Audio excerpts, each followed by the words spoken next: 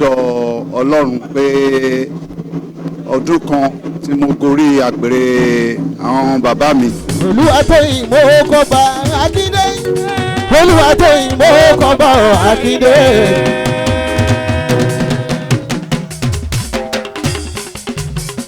This is Dr. Daniel Chen. I'm from the Goodwill Ceramic of the Ogonguano Free Trade Zone.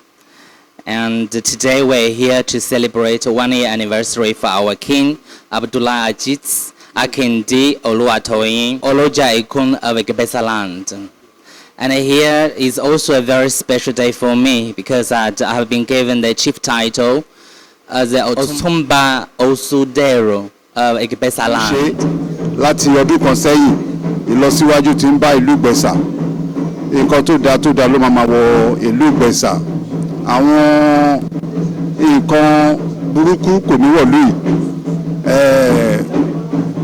Gbogbo eku a máa ké bí eku, ẹyẹ a máa ké bí ẹyẹ, àwọn àgbọ̀n a máa tọwọ́ bòsùn. Mo dúpẹ́ lọ́wọ́ àwọn ọmọ kéékèèké tí wọ́n lọ sí school, tí mo bá wọn sọ pé wọ́n láti máa lọ sí school. Inú mi dùn pé gbogbo school ń kún sí àwọn yẹn dẹ̀ progress wà lọ́rọ̀ wọn.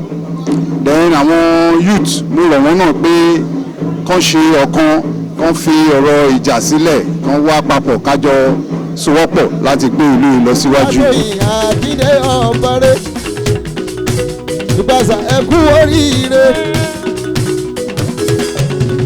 Ẹ kú oríire ọba tuntun. Ẹ kú oríire ọba tuntun.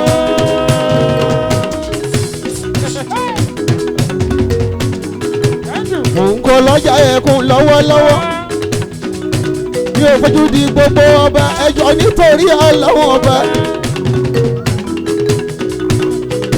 Amọ́ká tẹlifíṣàn àwọn ló ń wí. Amọ́ká tẹlifíṣàn àwọn ló ń sọ.